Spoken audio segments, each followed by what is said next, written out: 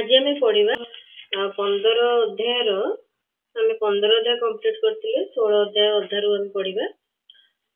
प्रत्येक मासर कृष्ण पक्षर चतुर्थी तिथि को जदि महागणपति पूजा करा जाए तेबे ताहा गोटे पक्षर पाप नाश करथाय एवं गोटे पक्ष पर्यंत उत्तम भोग प्रदान करथाय।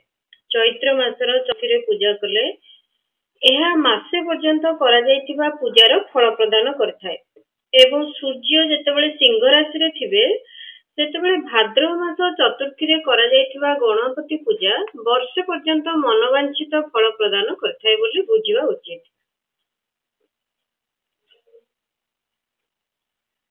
श्रावण मासर रविवार दिन हस्ता नक्षत्र युक्त सप्तमी दिन एवं माघ मास शुक्ल सप्तमी दिन भगवान सूर्य को पूजा करबा उचित। ज्येष्ठ तथा भाद्रव मासर बुधवार दिन श्रवण नक्षत्र युक्त द्वादशी तिथि एवं द्वादशी दिन मध्य करा जायतिबा भगवान विष्णुंकर पूजा अभीष्ट संपत्ति प्रदान करिथाय बोली धरा जायछि। श्रावण मासरे करा जाउतबा श्रीहरिंकर पूजा अभीष्ट मनोरथ एवं आरोग्य प्रदान करिथाय। अंग उपकरण सहित पूर्वोक्त धेनु प्रभृति 12टी जिनस यदि दान करिवे ताले जेउ फल मिले ताहा केवल द्वादशी तिथि रे विष्णु को आराधना कले तृप्त करी विष्णु को आराधना द्वारा तृप्त करी मनुष्य प्राप्ति करथाय। तेणु एठी दिन गुड़ाकर वर्णना है भाद्रव मास चतुर्थी रे कौन करिवे हस्ता नक्षत्र युक्त सप्तमी रे कौन कराजिवे श्रावण मासर रविवार दिन कौन कराजिवो ज्येष्ठ तथा भाद्रव मासर बुधवार दिन कौन हबो श्रवण नक्षत्र द्वादशी तिथि रे कौन चलिवो ए सब विषय आम आज पढ़ुचे। श्रावण मासरे करा जाउतबा श्रीहरि पूजा अभीष्ट मनोरथ एवं आरोग्य प्रदान करथे। अंग उपकरण सहित पूर्वोक्त धेनु सहित धेनु प्रभृति 12टी जिनस दान कले जेउ फल मिले ताहा केवल द्वादशी तिथि रे विष्णु को आराधना द्वारा जे द्वादशी रे विष्णुंकर 12टी नाम रे 12 जन ब्राह्मण को 16 उपचार रे पूजा करे से विष्णुंकर प्रसन्नता लाभ करिथाय। या छड़ा समस्त देवतांकर भिन्न भिन्न 12टी नाम रे 12 जन ब्राह्मण को पूजा कले ताहा सेही देवता को प्रसन्न कराइथाय। एटी द्वादशी दिन कोन करा जीवो एटी कोआ जाउची द्वादशी दिन 12 जन ब्राह्मण को 16 उपचार रे पूजा करिवे आ द्वादशी रे विष्णुंकर 12टी नाम रे 12 जन ब्राह्मण को 16 उपचार रे पूजा करिवे। ऐश्वर्य चाहूथुवा व्यक्ति कर्कट संक्रांति युक्त श्रावण मासर नवमी तिथि को मृगशिरा नक्षत्र जोगरे अंबिका को पूजा करबा उचित। से दिन पूजा कले देवी समस्त मनोवांछित भोग्य वस्तु फल प्रदान करती। अंबिका होचनी माँ दुर्गा को पूजा करिवे श्रावण मासर नवमी तिथि को मृगशिरा नक्षत्र जोगरे से दिन पूजा कले देवी समस्त मनोवांछित भोग्य वस्तु फल प्रदान करथांती। आश्विन मास शुक्ल पक्षर नवमी तिथि समस्त अभीष्ट प्रदायक अटे। सेही मासर कृष्ण पक्षर चतुर्दशी यदि रविवार दिन पड़े तेबे सेही दिनर महत्व आहुरी बढ़ी जाए। ता सहित यदि आर्द्रा नक्षत्र एवं महार्द्रा जोग पड़े एठी लिखाइछि ता सहित आर्द्रा नक्षत्र एवं महार्द्रा जोग पड़े तेबे सेही अवस्था रे करा जाइथिबो शिव पूजार विशेष महत्व रहिछि। एठी आर्द्रा नक्षत्र तो आम जानिजे एठी लिखा है महार्द्रा सूर्य संक्रांति युक्त आर्द्रा को कहा जाउची महार्द्रा। माघ मास कृष्ण पक्ष चतुर्दशी रे करा जाइथिबो शिव पूजा समस्त अभीष्ट फल प्रदान करथाय। ताहा मनुष्यर आयु बढ़ाई थाए मृत्यु कष्ट को दूर करिथाय एवं समस्त सिद्धि प्रदान करथाय। ज्येष्ठ मासर चतुर्दशी दिन सेही महार्द्रा जोग पड़े अथवा मार्गशीर मासरे कौनसी तिथि रे यदि आर्द्रा नक्षत्र पड़े तेबे सेही अवस्था रे जेउ व्यक्ति विभिन्न वस्तु रे निर्मित मूर्ति रे शिव को 16 उपचार रे पूजा करे सेही पुण्यात्मार पाद दर्शन करबा उचित। भगवान शिव को पूजा मनुष्य को भगवान शिव को पूजा मनुष्य को भोग एवं मोक्ष प्रदान करथाय बोली जानिबा। कार्तिक मासर प्रत्येक बार और तिथि रे महादेवंकर पूजार विशेष महत्व रही। कार्तिक मासर प्रत्येक बार प्रत्येक तिथि विशेष महत्व रही महादेवंकर पूजार। कार्तिक मासरे विद्वान व्यक्ति दान तप होम जप और नियम इत्यादि द्वारा समस्त देवता को 16 उपचार पूजा करबा उचित। सेही पूजन रे देव प्रतिमा ब्राह्मण तथा मंत्र उपयोग हेबा आवश्यक। ब्राह्मण को भोजन कराइले मध्य सेही पूजन कर्म संपन्न हो जाए। ସୁଯୋଗ କାମନା ତ୍ୟାଗ କରି ପୀଡ଼ା ରହିତ ହୋଇ ଦେବାରାଧନାରେ ତତ୍ପର ହେବା ଉଚିତ। ତେଣୁ ଏଠି ବ୍ରାହ୍ମଣ ଭୋଜନ କେତେବେଳେ କରାଇବେ, ସେହି ପୂଜନରେ ଦେବ ପ୍ରତିମା ଆମର କାର୍ତ୍ତିକ ମାସରେ ଯୋଉ ବିଦ୍ୱାନ ବ୍ୟକ୍ତି ହୋମ ଦାନ ଯଜ୍ଞ ତପ ନିୟମ ସବୁ ପାଳନ କରନ୍ତି, ସେ 16 ଉପଚାରରେ ଯୋଉ ପୂଜା ହୁଏ ସେହି ପୂଜନରେ ଦେବ ପ୍ରତିମା ବ୍ରାହ୍ମଣ ତଥା ମନ୍ତ୍ରର ଉପଯୋଗ ହେବା ଆବଶ୍ୟକ। ବ୍ରାହ୍ମଣଙ୍କୁ ଭୋଜନ କରାଇଲେ ମଧ୍ୟ ସେହି ପୂଜନ କର୍ମ ସମ୍ପନ୍ନ ହୋଇଥାଏ। ପୂଜକ କାମନା ତ୍ୟାଗ କରି ପୀଡ଼ା ରହିତ ହୋଇ ଦେବାରାଧନାରେ ତତ୍ପର ହେବା ଉଚିତ। କାର୍ତ୍ତିକ ମାସରେ ଦେବତାଙ୍କ ଯଜନ ପୂଜନ ସମସ୍ତ ଭୋଗ ପ୍ରଦାନ କରିଥାଏ, ବ୍ୟାଧି ହରଣ କରିଥାଏ ଏବଂ ଭୂତ ଗ୍ରହଙ୍କୁ ବିନାଶ କରିଥାଏ। କାର୍ତ୍ତିକ ମାସର ରବିବାର ମାନଙ୍କରେ ସୂର୍ଯ୍ୟଙ୍କୁ ପୂଜା କଲେ ଏବଂ ତୈଳ ଓ ସୂତା ବସ୍ତ୍ର ପ୍ରଦାନ କଲେ ମନୁଷ୍ୟର କୁଷ୍ଠ ଆଦି ରୋଗ ନଷ୍ଟ ହୁଏ। ଏଠି କଣ କୁହାଯାଉଛି, କାର୍ତ୍ତିକ ମାସର ରବିବାର ଦିନରେ ଯଦି ଆପଣ ସୂର୍ଯ୍ୟଙ୍କୁ ପୂଜା କରିବେ, ତୈଳ ଏବଂ ସୂତା ବସ୍ତ୍ର ଦାନ କରିବେ, ତାହେଲେ ମନୁଷ୍ୟର କୁଷ୍ଠ ଆଦି ରୋଗ ନଷ୍ଟ ହୋଇଥାଏ। ହରିଡ଼ା ଗୋଲମରିଚ ବସ୍ତ୍ର ଓ କ୍ଷୀର ଇତ୍ୟାଦି ଦାନ କଲେ ବ୍ରାହ୍ମଣଙ୍କୁ କ୍ଷୀର ଇତ୍ୟାଦି ଦାନ କଲେ ଏବଂ ବ୍ରାହ୍ମଣଙ୍କୁ ପ୍ରତିଷ୍ଠା କଲେ କ୍ଷୟ ରୋଗ ନାଶ ହୁଏ। କ୍ଷୟ ରୋଗ ନାଶ କେମିତି ହୁଏ, ଆମର ହରିଡ଼ା ଗୋଲମରିଚ ବସ୍ତ୍ର ଓ କ୍ଷୀର ଇତ୍ୟାଦି ଯଦି ଦାନ କରିବେ ତାହେଲେ ବ୍ରାହ୍ମଣଙ୍କୁ କ୍ଷୟ ରୋଗ ନାଶ ହୁଏ। ଦୀପ ଓ ସୋରିଷ ଦାନ କଲେ ଅପସ୍ମାର ରୋଗ ଶାନ୍ତ ହୁଏ। କୃତ୍ତିକା ନକ୍ଷତ୍ର ଯୁକ୍ତ ସୋମବାର ଦିନ କରାଯାଇଥିବା ଶିବ ପୂଜା ମହା ଦାରିଦ୍ର୍ୟ ଦୂର କରେ ଏବଂ ସମସ୍ତ ସମ୍ପତ୍ତି ପ୍ରଦାନ କରେ। ଏଠି ଲେଖା ହଉଛି କୃତ୍ତିକା ନକ୍ଷତ୍ର ହେଇଥିବ ଆଉ ସେଟା ସୋମବାର ଦିନ ପଡିଥିବ, ସେଠି ଯଦି ଆପଣ ଶିବ ପୂଜା କରିବେ ତାହେଲେ ମହା ଦରିଦ୍ର ଯଦି ବ୍ୟକ୍ତି ଥିବ ମଧ୍ୟ ତାର ସମସ୍ତ ଦୁଃଖ ଦୂର ହବ, ତାକୁ ସମ୍ପତ୍ତି ପ୍ରଦାନ ଭଗବାନ ମହାଦେବ କରିବେ। ଘରର ଆବଶ୍ୟକ ସାମଗ୍ରୀ ସହିତ ଗୃହ ଓ କ୍ଷେତ୍ର ଇତ୍ୟାଦି ଦାନ କଲେ ମଧ୍ୟ ଉକ୍ତ ଫଳ ପ୍ରାପ୍ତ ହୋଇଥାଏ। କୃତ୍ତିକା ନକ୍ଷତ୍ର ଯୁକ୍ତ ମଙ୍ଗଳବାର ଦିନ ସ୍କନ୍ଦଙ୍କୁ ଯଦି ପୂଜା କରିବେ ଏବଂ ଦୀପ ଘଣ୍ଟି ଇତ୍ୟାଦି ଦାନ କରିବେ, ମନୁଷ୍ୟ ଶୀଘ୍ର ବାକ୍ ଶକ୍ତି ପ୍ରାପ୍ତ ହୋଇଥାଏ।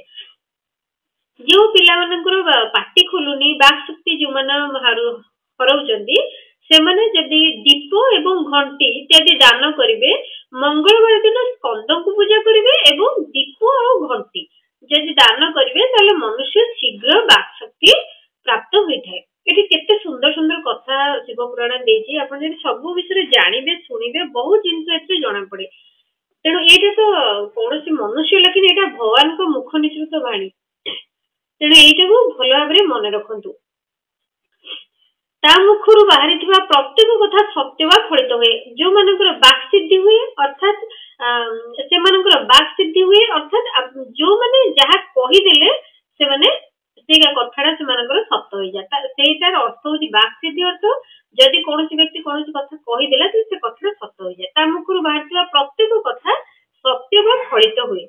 କୃତ୍ତିକା ନକ୍ଷତ୍ର ଯୁକ୍ତ ବୁଧବାର ଦିନ ଯଦି ବିଷ୍ଣୁଙ୍କ ପୂଜା ତଥା ଦଧି ଅନ୍ନ ଦାନ ମନୁଷ୍ୟକୁ ଉତ୍ତମ ସନ୍ତାନ ପ୍ରଦାନ କରିଥାଏ। କୃତ୍ତିକା ନକ୍ଷତ୍ରରେ ଯଦି ବୁଧବାର ଦିନ ପଡିବ, ବିଷ୍ଣୁଙ୍କୁ ପୂଜା କରିବ, ଦଧି ଅନ୍ନ ଦାନ କରିବ, ତାହେଲେ ମନୁଷ୍ୟକୁ ଉତ୍ତମ ସନ୍ତାନ ପ୍ରାପ୍ତ ହେଇଥାଏ।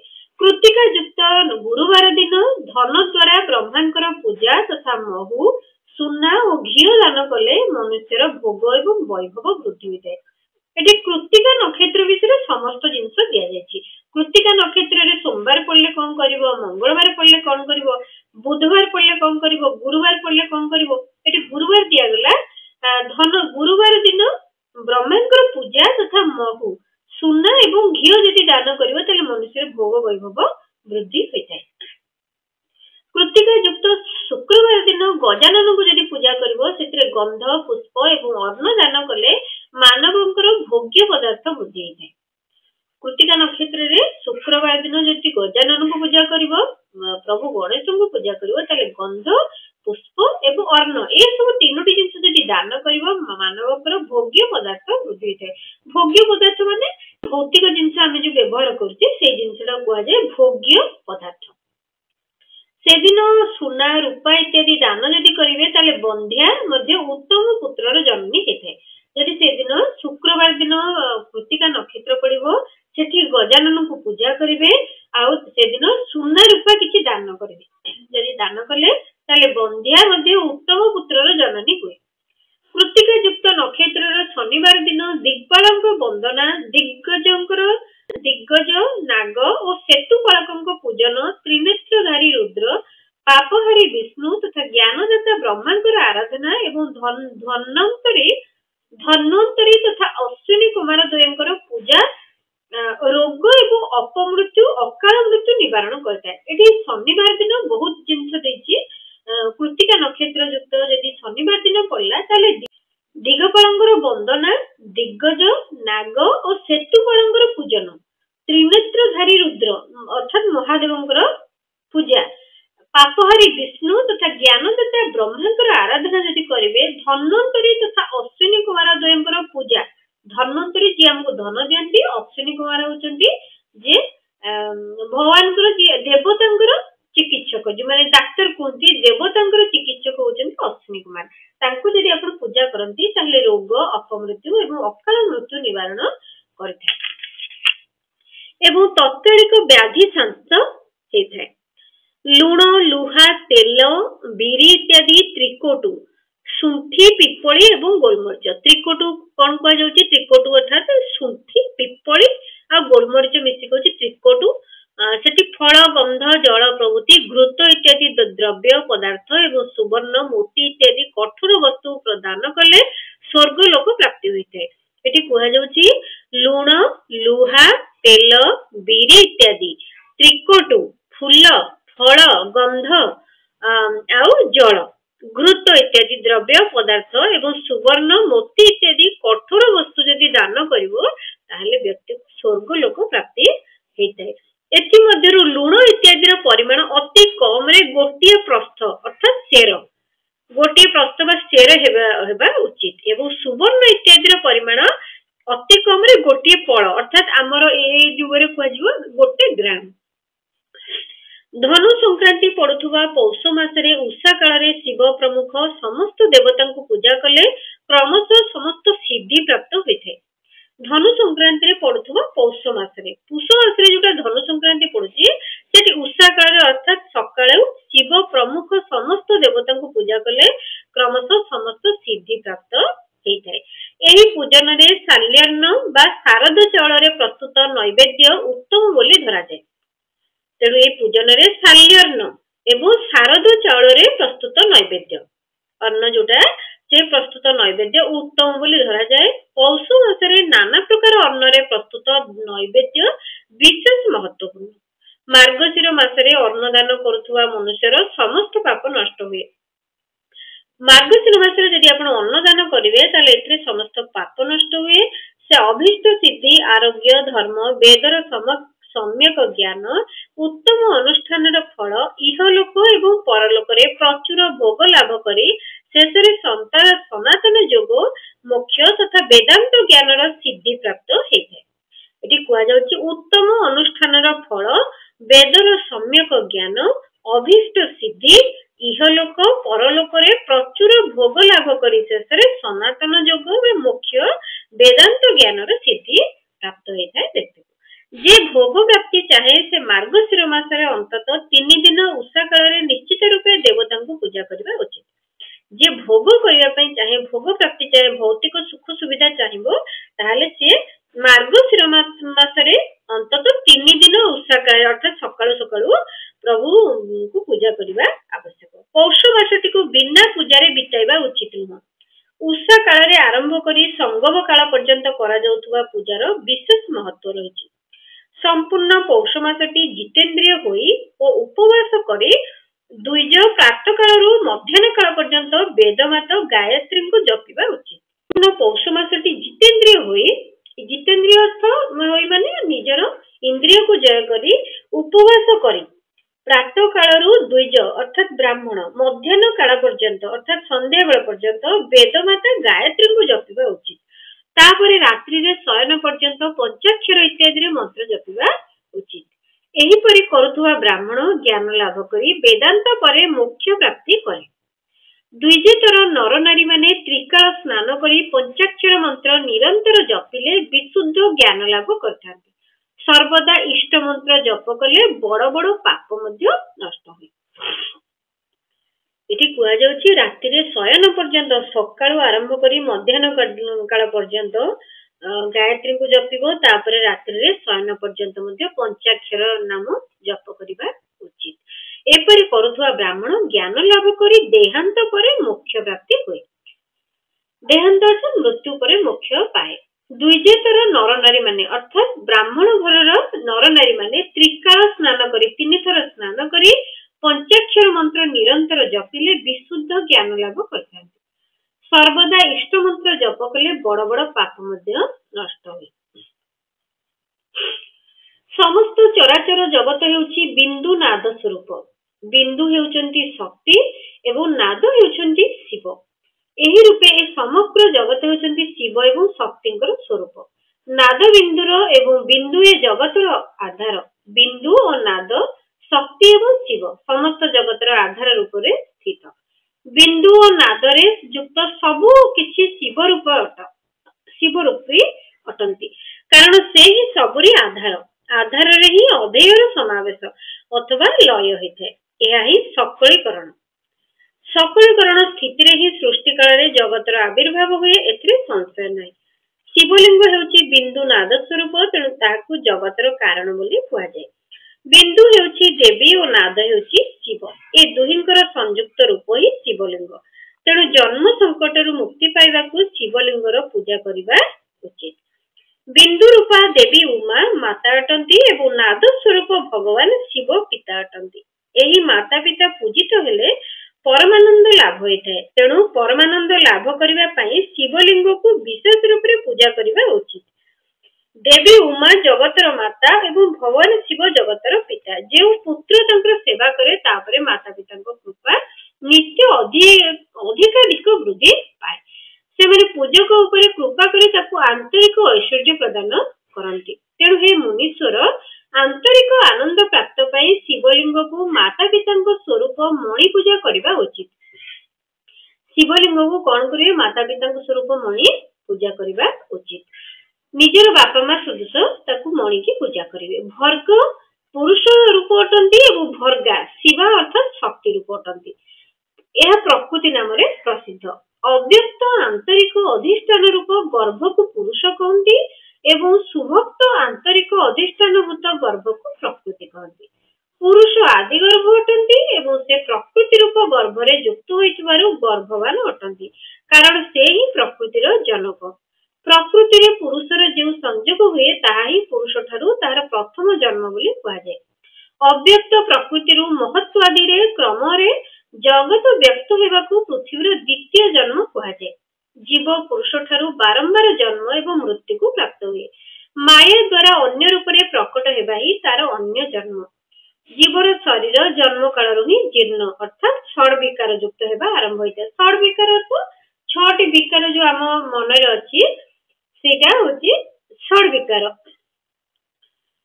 ସେଥିପାଇଁ ତାକୁ ଜୀବ ସଂଜ୍ଞା ବୋଲି ଦିଆଯାଇଛି। ଯିଏ ଜନ୍ମ ନିଏ ଏବଂ ବିବିଧ ପାଶ ଦ୍ୱାରା ବନ୍ଧନରେ ପଡେ ତାର ନାମ ଜୀବ। ଜନ୍ମ ଓ ବନ୍ଧନ ଜୀବ ଶବ୍ଦର ଅର୍ଥ। ତେଣୁ ଜନ୍ମ ମୃତ୍ୟୁ ରୂପୀ ବନ୍ଧନର ନିବୃତ୍ତି ପାଇଁ ଜନ୍ମର ଅଧିଷ୍ଠାନଭୂତ ମାତୃ ପିତୃ ସ୍ୱରୂପ ଶିବଲିଙ୍ଗକୁ ପୂଜା କରିବା ଉଚିତ।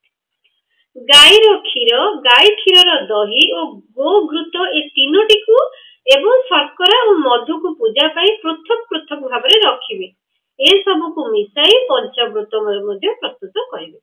ଏଠି କୁହାଯାଉଛି ଗାଈର କ୍ଷୀର, ଗାଈ କ୍ଷୀରର ଦହି ଏବଂ ଗୋ ଘୃତ ଗାଈ ଘିଅ ଏ ତିନୋଟିକୁ ଶର୍କରା ଏବଂ ମଧୁ, ଶର୍କରା ଅର୍ଥ ଚିନି ଆଉ ମଧୁ ଅର୍ଥ ମହୁ, ୟାକୁ ପୂଜା ପାଇଁ ପୃଥକ ପୃଥକ ଭାବରେ ରଖିବେ ଏବଂ ଏସବୁ ମିଶାଇ ପଞ୍ଚାମୃତ ପ୍ରସ୍ତୁତ କରିବେ।